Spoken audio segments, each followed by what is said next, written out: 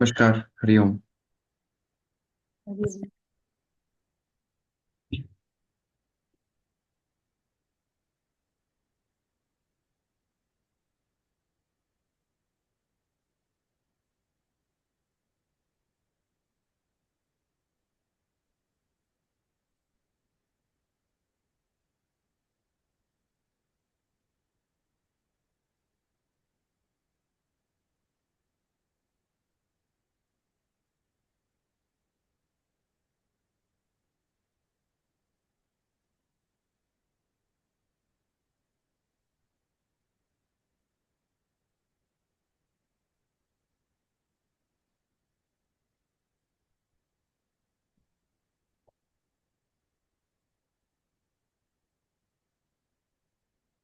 Hariom. Did Vivek sir tell you he's not coming? Yes, we mentioned.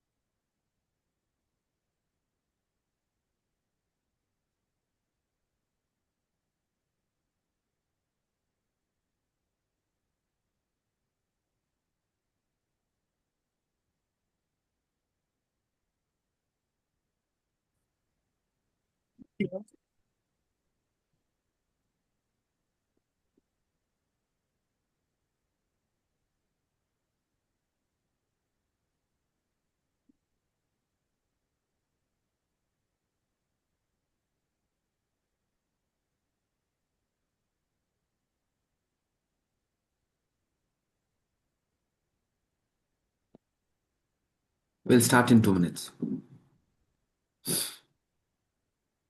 I forgot your names. Zoom user.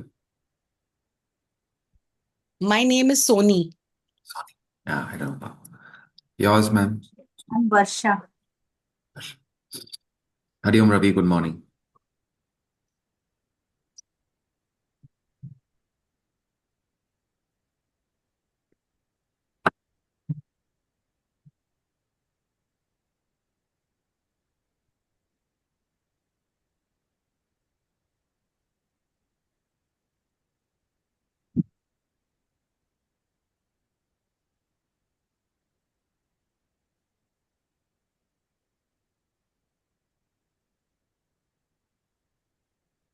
Sir, today's topic, Vivek sir said devotion.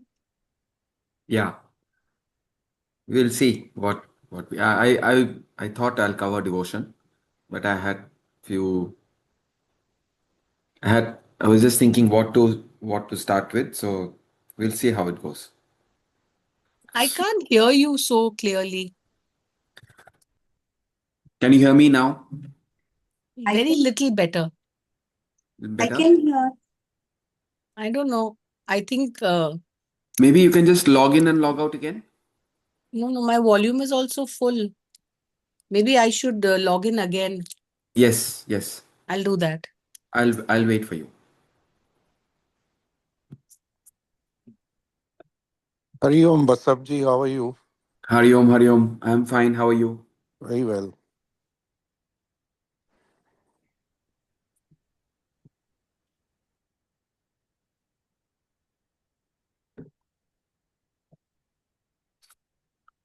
We'll just wait for Sony and join and start.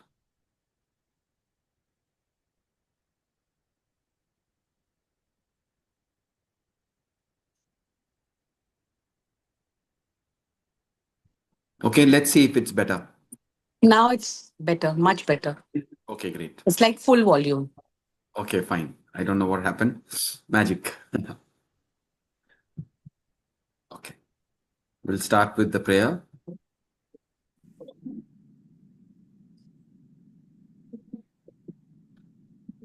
Om Sahana Vavatu Sahanau Bhunattu Sahaviryam Karavavahai तेजस्विनावधीतमस्तु मा विद्विषावहै ॐ शान्ति शान्ति शान्तिः.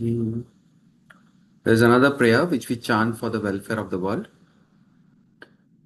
ॐ सर्वे भवन्तु सुखिनः सर्वे सन्तु निरामय सर्वे भद्राणि पश्यन्तु मा कश्चित् दुःखात् भाग् भवेत्.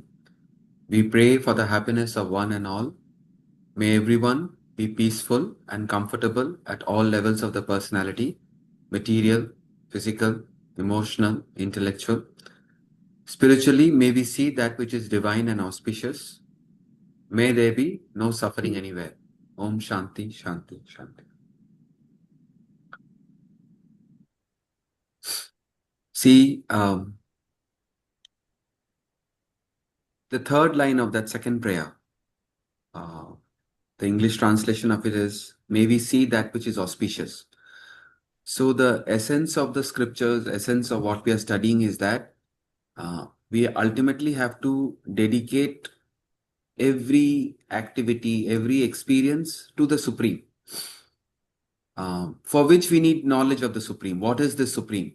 The whole exercise is that we are all looking for happiness, and a happiness which is permanent, which is completely in our control, which is, they say, Akhandanandam. Akhandanandam means unbroken or everlasting.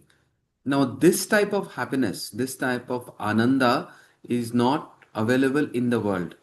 The happiness that we gain from the world is through the body, physical pleasures. It has a beginning and an end. With the mind, some emotional joy. Again, it has a beginning and an end. It is not completely in our control. Any worldly joy is fleeting. It has a start and an end. So while we are having harmony or peace, while we gain harmony and peace from the world, we got to find that happiness within oneself. And so that is the whole exercise. Gain the knowledge of the Supreme Self. I'm just putting everybody on mute. There's a background noise. Gain the knowledge of the Supreme Self. Feel inspired to pursue it. So most of it is keep reminding the mind that, reminding ourselves, reminding our mind that this is what we need to do. There is something to do to attune to that Supreme. So we're constantly reminding our mind that this is what we need to do. Um, so what is the sign of wisdom? Sign of wisdom is to be able to happily repeat these concepts over and over again. When we have, so as you think, so you become. When we keep repeating these divine thoughts, these noble thoughts, slowly, the mind changes. The mind becomes divine. As you think, so you become.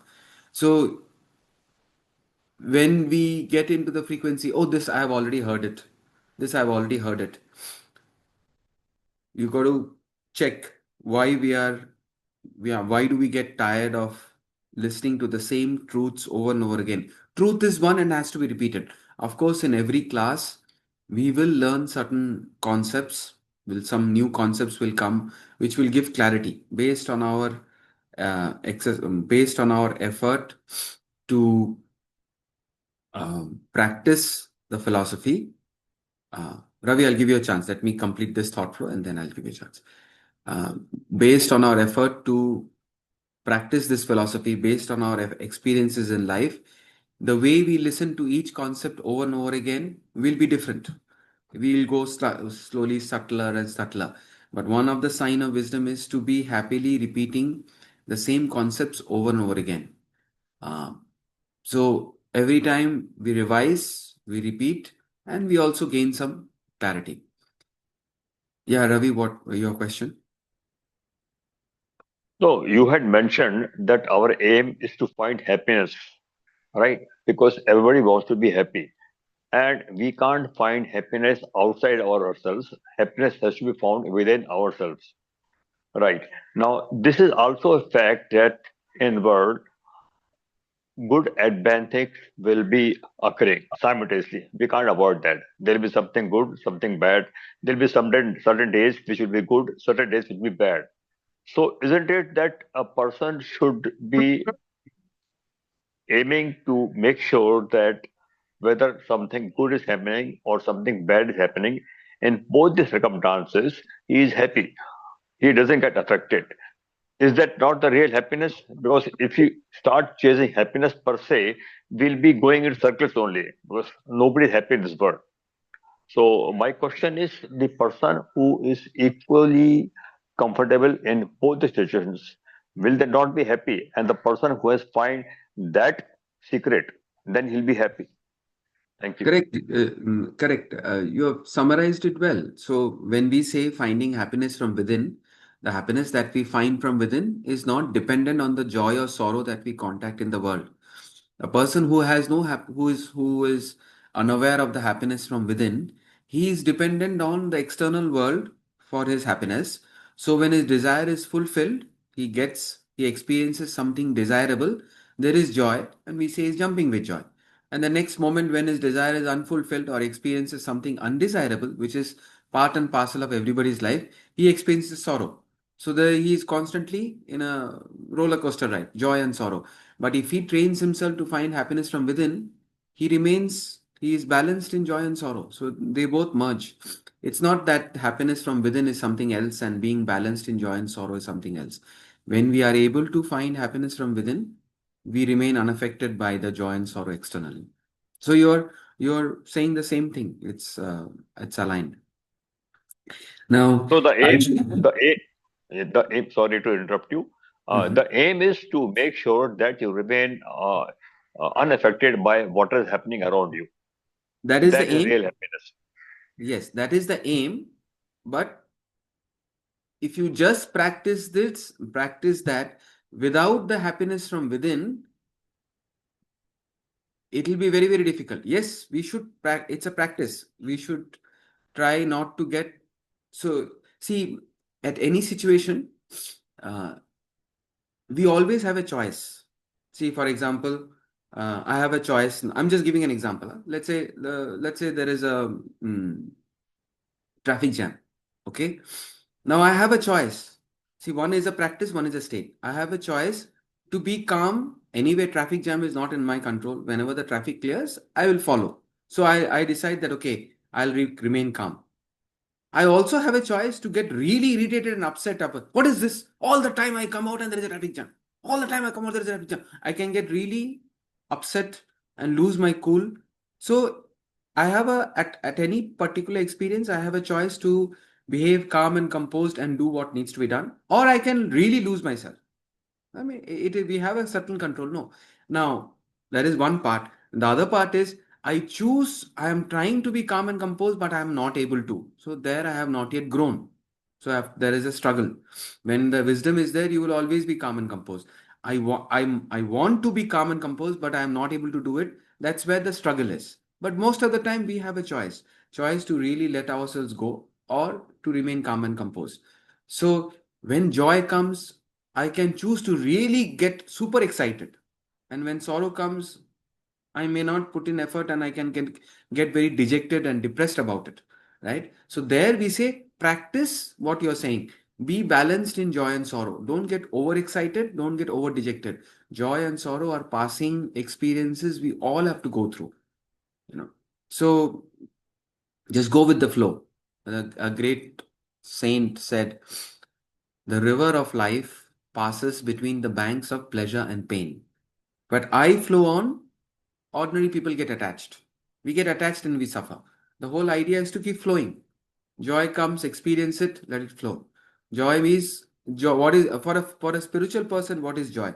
When joy comes, it is a conducive. I can't say conducive. Conducive is the wrong word. It is a happy situation where you have to pursue the self, pursue the peace within. When sorrow comes, it is also conducive for detachment to your body, mind, intellect. I have got nothing to do with this. Let me seek the self. So, whatever be the experiences, in joy, seek the self. In sorrow, seek the self. Why did Kunti say? I'm very, very fascinated by that statement.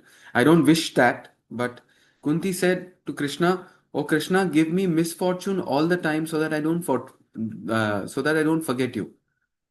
दुख में सुमिरन सब करे सुख में करे ना कोई ना." So will you pray to God, give me good misfortune all the time so that I remember you? No, we'll say no. So God give me peace, but I should not forget you. Now joy and sorrow will come. So one is a practice of being balanced.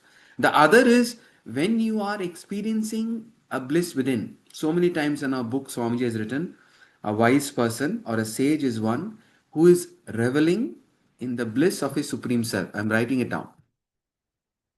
Reveling in the bliss of this supreme self. Self is within. The nature of the self is Satchitanand, Paramanand, supreme bliss. So when this person is attuned to that supreme peace and bliss within, there is no need to be balanced in joy and sorrow. He is automatically balanced in joy and sorrow. So one is a practice. You try not to get too excited or too dejected. You be balanced and go through the experiences of life. It will be linked to our karma. So keep doing good karma. Do good karma for the welfare of the world. The other is an conscious attempt to find this peace and bliss within.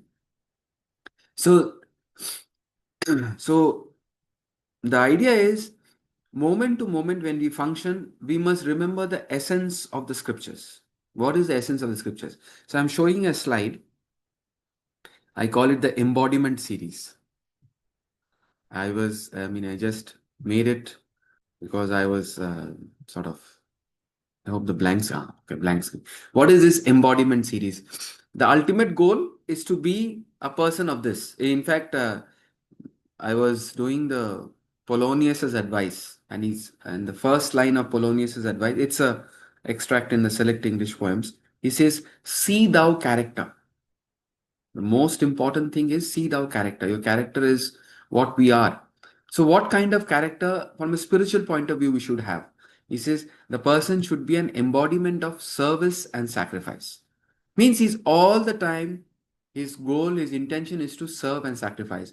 Whatever the world may or may not need my services. In fact, the world is self sufficient. Even if one of us is not there, the world will go on beautifully. It's like the huge orchestra. I have the talent to play guitar. I must just join the orchestra and play my guitar in a spirit of service and sacrifice. If I don't play my role, it doesn't make any difference to the world. But for my peace, for my prosperity, for my spiritual evolution, let me just do my role, play my role. How? In a spirit of service and sacrifice.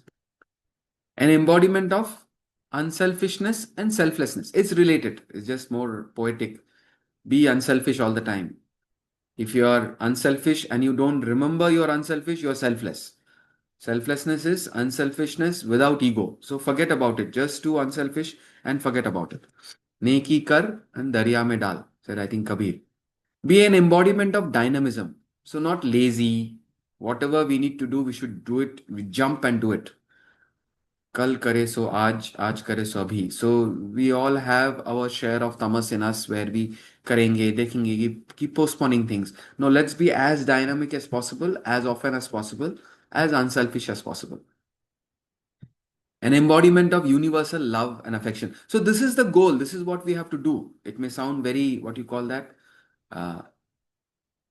utopia, or no, this is what we have to do. Love has three stages. One stage is where we are very attached and we say, I can't live without you. And the worldly person will say that is love. No, that is not love. That is attachment. That is possessiveness. Where you say, I can't live without you, it's like, it will translate into possessiveness. Where I can't live without you is a beautiful way of saying, I am preferentially attached to you. Preferential attachment, why are we preferentially attached to one person? We expect that person to cater to us all the time. Others are not catering to us, so I don't care. So it's preferential attachment. Then with Vedantic insight, we understand, okay, my God, love plus selfishness or selfishness in love makes it attachment. We should be unselfish in love. True love is unselfish, where you are genuinely thinking of what the other person wants. Okay, in any relationship, there will be a give and take, but we are happy with what comes unasked, and we want to offer, make the other person's life as comfortable. Always thinking and doing something for the other person's welfare. That is true love. So let the preferential attachment spread to everybody. So finally, so one is selfish love, one is unselfish love. Unselfish love is what we have to practice. Finally, I was listening to a lecture of a senior, and he said Adi Shankaracharya was a. We studied Atma Bodha, no? I mean, last year I remember we were doing Atma Bodha. Adi Shankaracharya, he was saying Adi Shankaracharya was a person of unbound love. He is not loving anybody. He is love. That is the highest stage. Where out of that unselfishness, you become so pure. Pure means you have got rid of selfishness, you have got rid of ego. You're not thinking of who will take care of me, who will love me. You have become that embodiment of love. That's what I'm trying to say here. You have become an embodiment of universal love and affection. It is not loving a person. You're moving about as love. That's a saint. That's why whoever goes in presence of a saint, they feel that attraction. He doesn't want anything for himself. He's there, available. How can I be of some service to you? A child is like that. That's why we all feel attracted to the child. Child is not loving you. Child doesn't know you also. But we feel attracted to the child because he's just an embodiment of innocence, embodiment of love. So physically, embodiment of service and sacrifice, embodiment of unselfishness, embodiment of dynamism. Emotionally, be an embodiment of love and affection. More poetry, but this is what we have to do. Embodiment of devotion. Today's, I told Vivek I'll do devotion.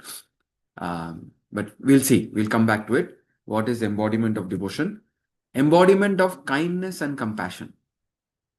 Be like nature. The tree gives shade and fruits to one and all. They don't judge other people's character. Okay, we can use our intellect to make sure we are not showing out kindness and compassion to undeserving people. That's one part of it. But generally, we should be as kind as possible, as compassionate as possible. A highly evolved person is like that. He is not judging others. He is fully always kind and compassionate. So this is emotional level. Love, devotion, kindness and compassion. I think one more is there.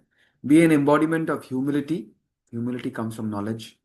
Gratitude, very, very important.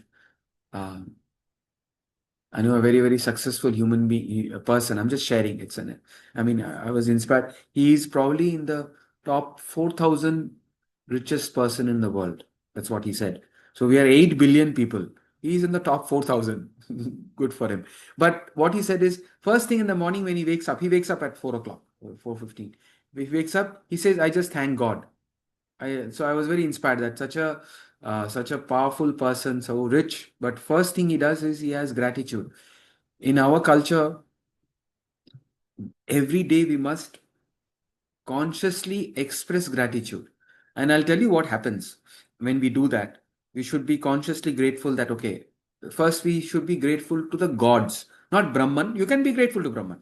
Wherever, fill your mind with gratitude. The moment there is gratitude, there is no complaints. There is no feeling that I don't have something. A wise person said, what I don't have pales into insignificance compared to what all I have. If only we remember what all we have got, and then you compare to what you don't have, it pales into insignificance. You have to just be alert and move around. You just go out in Bombay, walk in the streets. you will find that you are in a percentage very, very small. When you have a beautiful house, beautiful family, your eyes are seeing. Just go and sit in a hospital. So many people will come with so many different complications. You will, God, no, no, God, I am fine. So many good. So the moment we remember all that is working in our life, what we don't have really pales into insignificance, and you're grateful for what you have. So we say start with gratitude to the gods. The sun is shining, the oxygen is there, water is there, shelter is there. Shelter is not okay. Shelter may be man-made. I don't know. Even shelter is God's grace. Earth is giving vegetation. Trees are giving fruits. So gratitude towards nature, sun god, rain god, river god, air god. In our culture, everything is God. Then gratitude towards the eyes are functioning, the ears are functioning, digestion is happening, the brain is functioning, nervous system is functioning. So a gratitude that all the gods inside the body is functioning. Then we say gratitude towards your immediate family, parents, and ancestors. Be grateful to your parents. If they did not do what they did, we will not be where we are. And then the lineage, the entire lineage. If the wheel was not discovered, and then all the other things, today we will not be driving our Toyotas and Mercedes. You have to start from scratch. So many people have contributed to the welfare of the world. Therefore, we are enjoying this modern world as it were. There was Einstein and instant like Einstein and Newton and galaxy of people who have worked. Therefore, we are enjoying whatever we're enjoying. So we can't forget their contribution. Otherwise, we will be in Stone Age, right? Everything you have to start from how to make fire. So, um, gratitude towards immediate parents, ancestors, and the entire lineage. So, gods covered, nature covered, parents covered, gratitude towards our teachers, our immediate guru, and the entire Guru Shishya Parampara in all subjects. Spirituality comes at the top, but all subjects. If we did not learn whatever our teachers taught us in schools and colleges, wherever we are learning, we should be student all the time. So gratitude towards the teachers, parents, ancestors, teachers, gods, and then gratitude towards our living beings. Even a bacteria and snake and frog, every living creature is doing its role. So when we have this gratitude, the effect is we don't misuse the resources of the world. We consume less and contribute maximum. That's an attitude. See, all of us will be contributing a lot. All of us by default we are contributing. Sorry, again I'm making mistake. All of us by default we are consuming a lot, and I don't know what kind of contribution we are making. Can you repay the sunlight bill or the oxygen bill or the water bill? Impossible. The amount of things we are receiving, even from the government, maybe the neighbors, from the scavengers, from everybody. The if the workers don't come, the problem that that we will have cannot be solved by that whatever money. I don't know what money we give. I was going to say 3 4,000. I'm thinking Calcutta what I used to pay, maybe 10,000 15,000.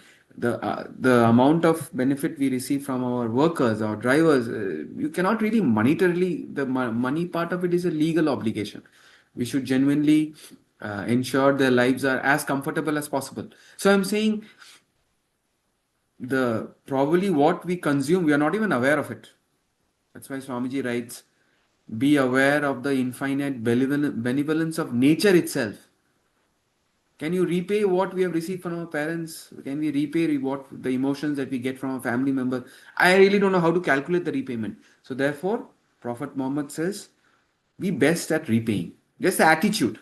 Consume less and repay more. So gratitude has to be triggered. Be an embodiment of humility, gratitude, giving, and forgiving. How can you have love without forgiveness? So wherever the person is wicked, forgive. Do what you need to do in terms of if it's an obligation, but let him handle his law of karma. Don't get into his negativity. Finally, embodiment of wisdom. Wisdom is okay. We'll come back. Embodiment of detachment. So summary is perfection in action, pure emotion. Emotion is all this love, compassion, kindness, gratitude. Wisdom. What is wisdom and detachment? That is the message of the Gita. That's what we are studying. Are you really this person, this physical, emotional, intellectual personality with the body, mind, intellect, or are you playing your role. The body, mind, intellect belongs to you, and wisdom is to find out what is my true identity. I am not Nina or Asha. I am playing the role of Nina and Asha. Nobody else can play your role. I can't play your role. You cannot play my role. But remember, you are just playing a role. We have to find out our true identity. So an actor is going through his role on the happenings of the stage with perfect detachment. He's 110% participating and 110% is detached. That's the awareness we have to slowly develop. I am something which I don't know. I need to find out myself. I need to know myself, pursue myself, finally become myself. Till then, I have to play my role to the best of my ability. So this is the sort of a summary of the scriptures. Of course, as I said, every class we learn, we gain some better insight into the knowledge. But finally, we'll have to come back to something like this. Act brilliantly, act unselfishly. In the mind must be pure, full of love, compassion, and kindness. That is what will give the mind peace to understand the scripture, the deeper impulse of the scripture. Okay, good. We covered all this in a very short span of time only. We will cover devotion. Mm. Before devotion, just it was play. I don't know. It's just with the moment Vivek said that, can you take the class? I was like, okay, what to take? And I've been taking a lot of Bhagavad Gita classes. So again, chapter two, I was like, again, chapter two, let me do something which is slightly different. Let Vivek continue with the chapter two. So these two stories were inside my head. I don't know. It was not coming out only. Maybe some of you have heard it. Uh, I don't know whether these are Ramatitha stories. Uh, Doesn't matter where. No, these are not Ramatita stories. These are some, but it must be from the scriptures, from the Puranas. One story is that one person, he was a very selfish person. But he prayed and prayed to God a lot. So if you put in effort, God will give your the due reward. He prayed and prayed to God, and then God granted him a reward that whatever he asks, he will gain. We will all want that, no, Areva. Whatever we want, we will get. But God put one condition. Because God is God, right? God knows what to do. He said, only thing is you will get what you want, but your neighbor will get double.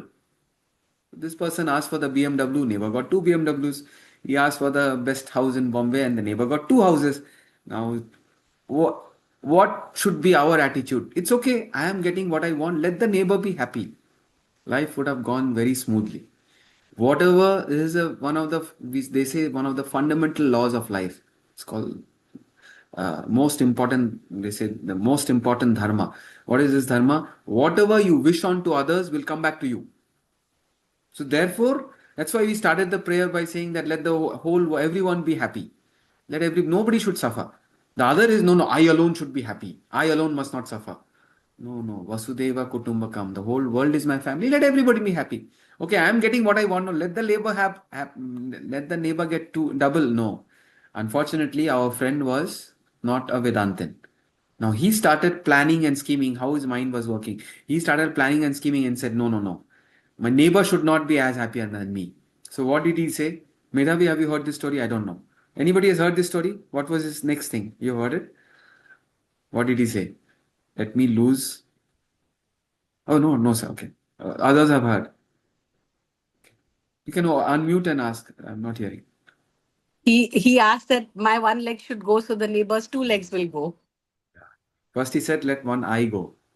Yeah, I Then he don't know, said, matlab, stepwise, yeah. but it is like everything he wanted to destroy his so that Yeah. the So he the said, let one eye go, neighbor lost both eyes. He said, one hand go, neighbor lost both hands. How, what, there's a narcissistic or something, some word is there for this. Let me lose one leg, neighbor lost both. So now this guy was happy. At least one part of his function, one part of his personality is functioning, neighbor is not functioning. But then karma will function, no? You wished bad for the other person and the bad will come out. Um, so he got paralytic attack and the part of his body which was functioning, that went away. So now both are in the same situation. and neighbor has double resources, the two BMWs and the two cars. But neighbor also doesn't have anything. He also doesn't have anything. But he has an advantage that he can pray to God for getting it back. So he prayed to God, God, give my eyesight back. God said, I want to give you the eyesight back, but whatever you ask must be natural. Neighbor cannot get 4 eyes. Okay, I can. So what to do? You ask for one eye. He prayed for one eye, neighbor got both eyes. He prayed for one hand and one leg, neighbor got both hands and both legs. Neighbor is perfectly happy. This person is permanently with one eye, one hand, one leg. So what a beautiful story to say that all that we need to do is do our work and wish well for others. Well, no, that ego and selfishness, I alone must be happy. He got what he asked only, in the end. He wanted one eye to go. So ultimately one eye only he was left with He one eye. didn't want it. He didn't want it. He wanted neighbor not to have it. Ultimately, what happened? In the beginning, when he said take one eye, neighbor lost both eyes. But in the end, because of the paralytic attack and other things that happen, he's left with one eye. Neighbor has both. We will get what we deserve, and it is not right to wish ill of others. How the whole thing falls flat, no? Vasudeva Kutumbakam. The whole world is my family. How can you wish ill for others? That's the devotional point of view. And the knowledge point of view is whatever you wish on to others will come back to you. So if you know the formula, you have to just go out and just keep wishing good for others. I mean, see, everybody will get. See, when we chant, when Ashaji missed that prayer, just putting it on the board. I just chant it for the start of the class. Ma kaschit dukkhat bhag bhave. May all be free from suffering. It is impossible. It's like saying, let there be only day. Let there be only birth. It's impossible. But then what? And this is not a prayer I have written. Huh? This is written by enlightened masters. So when they say, may all be free from suffering, they also understand if I do bad, I can't be free of suffering. My karma will bring me suffering. But they are wishing for, because they want to be pure. They don't want to have any ill feelings towards anybody. They genuinely wish that everybody should be free of suffering. So you can put it, let everybody do good karma. Then suffering will not come. Okay. Before we end with devotion, another story. This story, I'm sure nobody has heard it. Because I think I was telling Vivek only. I was telling Vivek only. I think I was telling Vivek. I met him on Thursday. We are best friends. But yeah. So there was a dhobi, a washerman. He used to live in a village, and his Mercedes was his donkey. He would put all his clothes, he will go around the village, collect all the clothes, put it on the donkey, and then had to walk like almost 8-9 miles to the river. He will wash the clothes, dry it, and again put the clothes on the donkey, and he will bring it back and he will distribute it. This was his daily routine. And I think those days there was no Saturday, Sunday. Every day was the same. Nothing to entertain yourself. He will just collect clothes, put on his donkey, take the donkey. Donkey was his best friend. One day, what happened? He did it, but he forgot to take the rope with which he used to tie the donkey to the tree when he will go to the river. And he realized it when he had already finished his 8-10 miles of walk. And he was regretting because he can't afford to lose his Mercedes. If donkey goes, his business will collapse. Neither can he walk back and get the rope, because then the clothes will be, it will not have enough time to dry the clothes. So, but he didn't know what to do. So he was just walking back. There was somebody who was living near the river. So he said, "Hey, what happened? You're walking back." He said, "I forgot my rope." So this person says, "I also don't have a rope, but I can tell you a trick by which your donkey will not run away." So this is, what is it? He said, you take the donkey to the same tree, and like how you do normally, you pretend that you're tying the neck of the donkey with the rope, and you tie the tree with the rope. You will be surprised the donkey will not move. I said, really? And he took the donkey and he quietly pretended that he's tying the neck of the donkey. Then he tied the rope to the tree.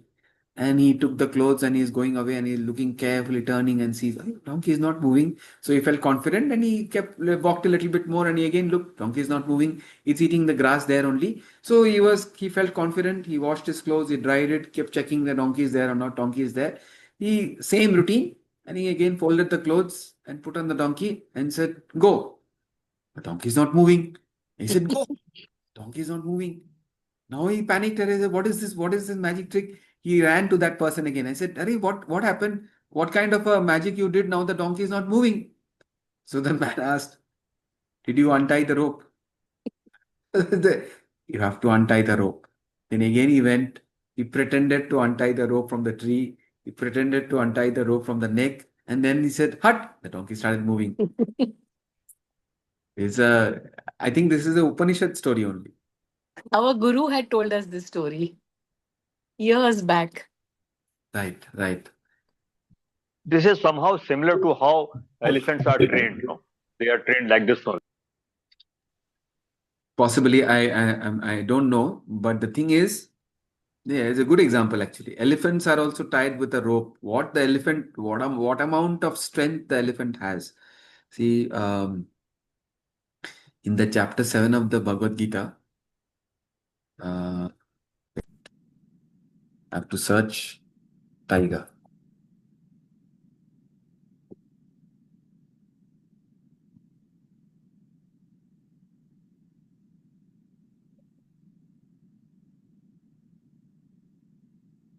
Come.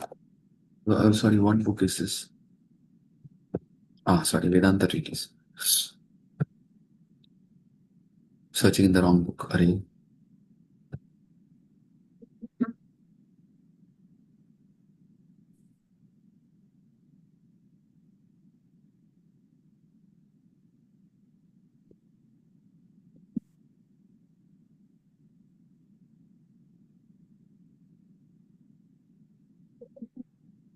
Many tigers are there now.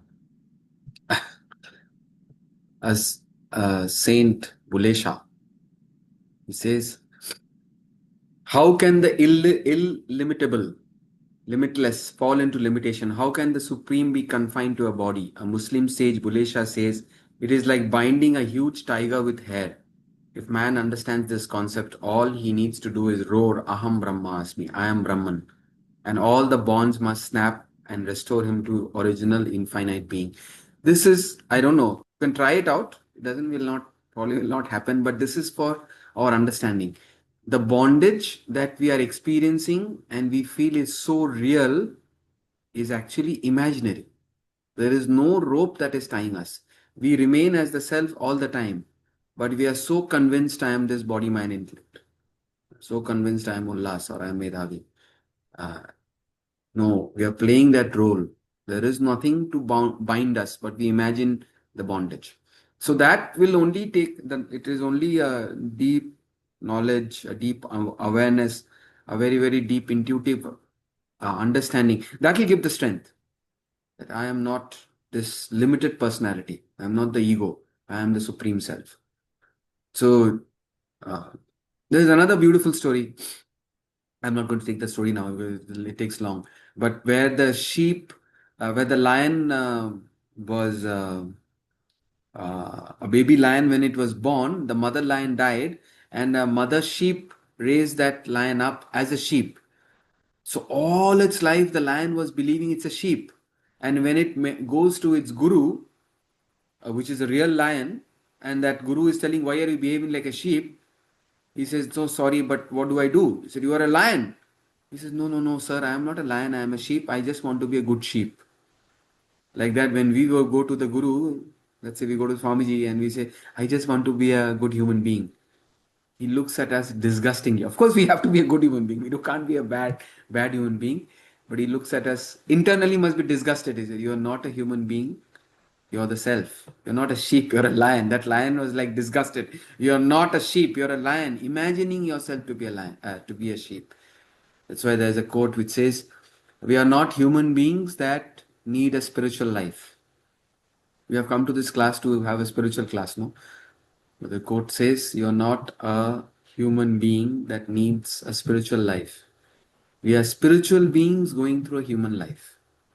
We have to realize our true identity. That is true wisdom.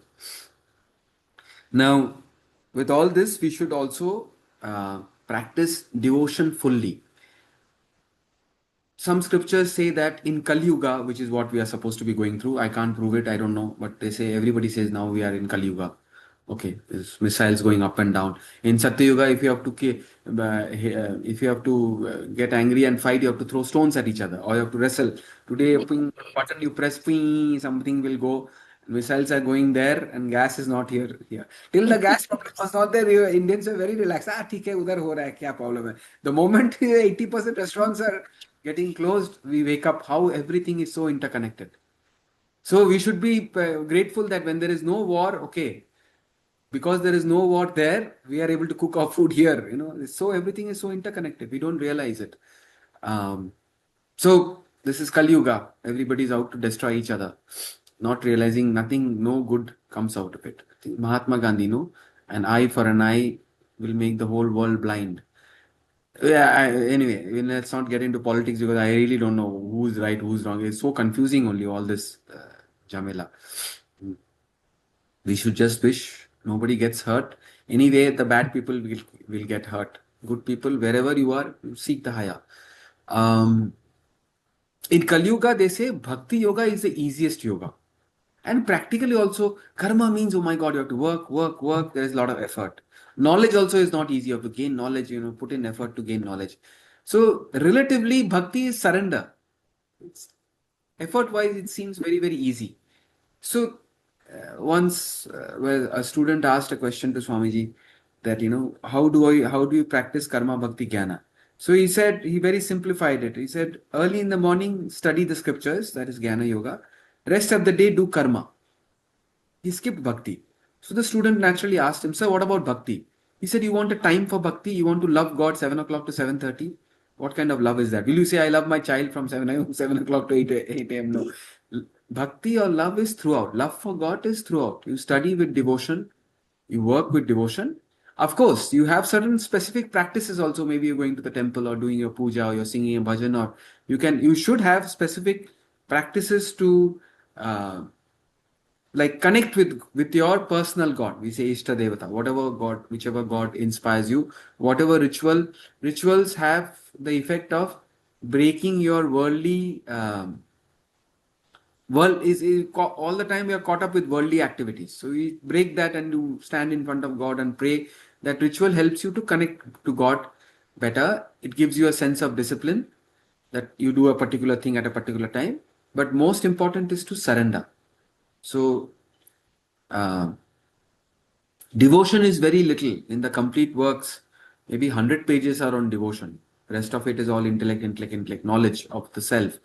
But we cannot miss those 100 pages. So there are different facets of devotion. So one facet of devotion is, like for example, I'm just summarizing. All these points maybe is familiar to all of you. We say, should we worship a formless God or a God with form? So we say you pour out your love to the God with form, and you surrender in devotion to that formless reality. A splash of divinity is everywhere. What is making the sun shine? What is making the tree grow? What is making the birds chirp? What power is that which is ensuring the liver and the pancreas? We don't even know the existence of pancreas. So many things are inside. I to get so confused. What is this insulin business? Insulin should come or not come? It's so confusing. But insulin knows what it needs to do. The thyroid gland knows what it needs to do. Who has designed all this? And not just that, all this is functioning in me, in a cockroach, in a rat, in a cat, in a bat, in all living creatures, the infinite variety of species. And in every species, there is infinite number of creatures. Even in a mosquito, the respiratory system is functioning properly. There is a splash of divinity everywhere. To that incredible, inconceivable power, we surrender in devotion. And the murti or the picture of your favorite god that is there in your temple, you pour out your love for god is devotion. So one aspect of devotion is the feeling, the feeling of love. When the feeling is towards lower, furniture, pets, our children, we say love. When the same feeling of affection, feeling of oneness is towards the higher, to God, we say it's devotion. The same feeling of affection. So when we have devotion, the mind becomes very calm, very peaceful, very pure. We spoil that by asking things to God. Oh God, I want this, I God want this, I want this.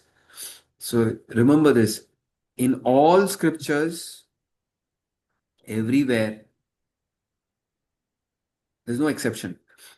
All scriptures, all religion, everybody says God is all knowing, omniscient. It's all knowing. It knows everything. And God is God. So God is all merciful, all compassionate. It is all full kindness. Every religion says that. So if this is true, it's like, I'm just giving a metaphor, saying it's like God is we are all little children, and God is our parent. And that parent is all knowing and all merciful, meaning it is the best parent. Now, suppose you are the best parent, you are the best mother and the best father. What will happen to your child? Does the child need to ask anything to you? You exactly know what the child needs when. You are the best parent in the whole world, number one parent. So your child is like blessed. Your child doesn't need to ask anything. The moment it needs a slap, you will give a slap. The moment it needs a gift, you will need a gift. See, if God is all knowing and all merciful, and we are is like little children, when something we need a punishment and suffering, it will automatically come because we deserve it. When we need something, a blessing, some comfort and peace, it will automatically come. We don't really need to ask. So that's why we surrender. We understand the role of divinity. It is it is karma phala data. Karma phala data means bestower of fruits of action. All we need to do is do our act properly. All the child needs to do is study properly. And the parent will reward. If you don't study, you'll get a slap. If you study properly, God, parents will be happy. You have done your best. It's not the result that matters, it's our effort. So as long as we are doing our best, we don't have to worry. So we don't really need to ask. The spirit of prayer is thy will be done, not my will be done. That all knowing knows better than what we know. We study that story. It's all by the grace of God. It's all by the grace of God. When that prince lost his toe and he was in so excruciating pain, and the minister said, it's all by the grace of God, the prince never realized, that time he didn't realize that one day the missing toe will save his life. So when something bad happens, at a later point of time, we look back and say, my, thank God that happened. It changed my life into a right direction. So everything is a blessing in disguise. If something bad is happening, it's not, you can say that, you can see when something bad happens, I'm suggesting two ways of looking at it. Let's say I meet with an accident and I get hurt. One way of looking at it is that I must have done something bad, therefore I'm meeting this. So I humble myself and say, no, I was not perfect in my past. I don't know what all I have done. This seems to be a very, what do you call, uh, small repayment. It's not a very, I can endure it. So I endured the pain and I say I must have done something in the past. That's why this is coming. Otherwise, it will not come. There is no God doesn't make any mistake. Supercomputer, it will all be happening perfectly. The other is God is like a coach. We are going through a training period. All athletes hate their coaches because they will train them so much. Because when the final comes, they will effortlessly do it. Gold goes through fire to come out pure. It's not that gold is being punished into the fire. No, it's a training period. So sometimes when we go through difficulties in life, it is only to be strong and calm so that next time something happens, you are able to face life gracefully, peacefully, cheerfully. So, what is devotion? Not to complain and grumble when our desires are not fulfilled. When the desire is very, very strong and it is bothering us, what do? We go to God and say, please take care of this, please take care of it. Your child is unwell.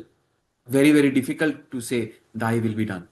We will all pray that, oh God, please, please let the child become better. Let the child become better. So when the desire is super important and we can't do without it, what do? We helplessly go to God and surrender. But even there, remember the back of your mind, He knows what is best. Thy will be done. And where you have to pray, pray for the cause, not for the effect. I'll give a simple example.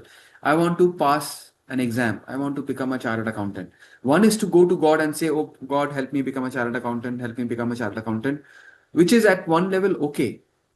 But better than that is, oh God, help me to study properly so that I become a chartered accountant. You're not praying, God, for free things, make me a chartered accountant. You are praying God that okay, whatever price I have to pay, let me put in my effort properly. Let me take care of the cost properly. Effect is automatic. Surrender. So we got to put in our effort and then surrender. So I'm covering a lot of points actually. One is I said form and formless. To the form, people sometimes there's confusion. What is the confusion? God everywhere is formless, surrender and devotion because we don't know that power. What is that power which makes me move my finger? What is that power which makes the sun shine? The earth is, I think, rotating at 1600 kilometers per hour speed. Our bullet train is not so fast. 1600 kilometers per hour kilometers per hour speed the earth is rotating. Not just the earth, all the planets are rotating at that incredible speed and no collision is happening. That is the power of God. How beautifully it unfolds the rose. How beautifully is designed a nightingale. So many different birds. What is that power? Instead of saying it's nature, nature, nature, that divine nature is God's grace. And the same power is inside our heart, making the heart beat. If you study medical science, so many some people have the valve is not functioning. Sometimes there is so many things can go wrong with the heart. So many things can go wrong with the eye. I'm laughing. It's bad karma actually. No, I'm not laughing. I'm just like the moment somebody's retina got detached. I said, we have to practice detachment. Why is the retina getting detached? But suddenly the retina can get detached. It's not in our hands. Our retina is attached. Therefore, we are seeing properly. So many things can go wrong with the ear. So many things can go wrong with so many things. So be grateful. Leave it to God.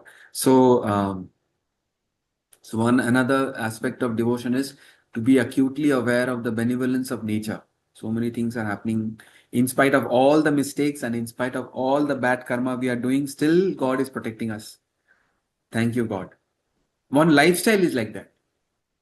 One lifestyle is like that means uh,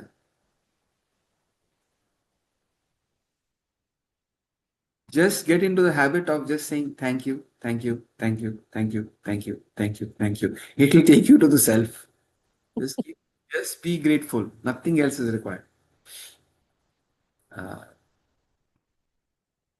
so like that, another lifestyle is it's all by the grace of God. Whatever happens, it's all by the grace of God. Today food has come, it's all by the grace of God. Today food has not come, I don't deserve it. It's all by the grace of God. So surrender.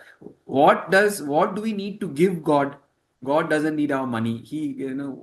How silly it is to give money to God and say that God make my daughter married. Will God accept that bribe? What are we thinking? Are we not insulting God? What are we doing? All that God knows whatever has to happen. I'm not saying you should not give give your donation. You may give your donation, but don't connect it with a bribe and say I'm giving this because something should happen to mine. I'm giving it because it's my duty to give. Whatever, wherever you are inspired to give, we have to give. We have to support good organizations, but don't link it. Bribing God, is he a government official that I should not insult government official? Is he a wicked person that he's taking bribe and so that your work will get done? We get what we deserve. God is just maintaining the laws of life. So we should pray to God that, oh God, please help me so that protection is what is the prayer? Oh God, protect. Oh Om Sahana Bhavatu Sahana Gunatu. Oh God, protect us during the course of study. We should say, oh God, protect everyone during the course of life, so that there is no suffering. so that we all do good karma, so that I don't do anything, entertain no negative thoughts, and surrender. Thy will be done. Let me realize the self ASAP. Um,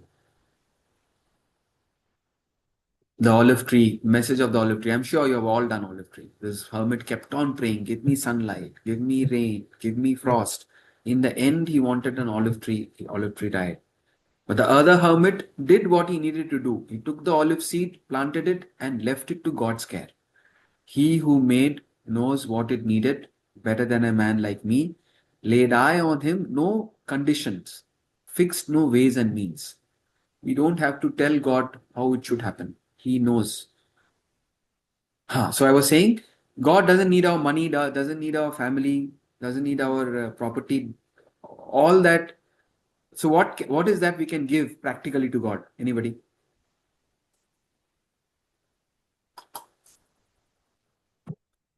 I'm suggesting two things. You should give it to God. Actually, giving, so that Aarti we say, no? Tan man dhan sab kuch hai tera, kya lage mera. So that is to develop a spirit of dispossessiveness. Reduce the ego. No, my family, my wealth, my car. No. Tan, body, man, mind, dhan, all that belongs to me. Sab kuch hai tera. It's all God's. I am just a caretaker. So that reduces the possessiveness. It's all yours. No, my.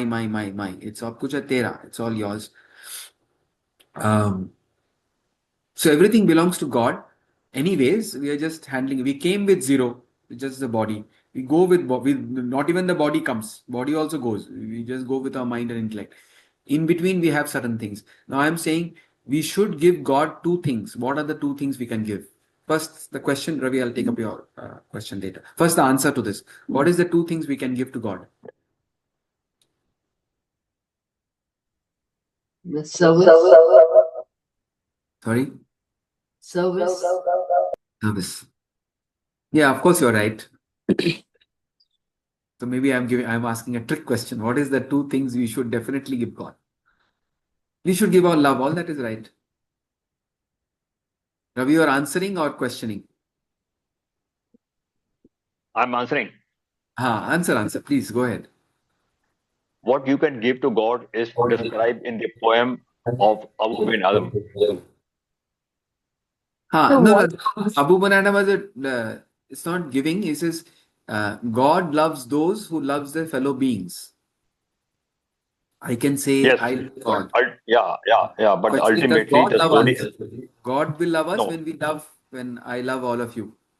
So that's there is another facet of devotion. Very good. I'm glad you brought Abu and Adam. Another facet of devotion is showing your love to your fellow living creatures. The ahimsa, attitude of harmlessness, cause minimum inconvenience, pain to others.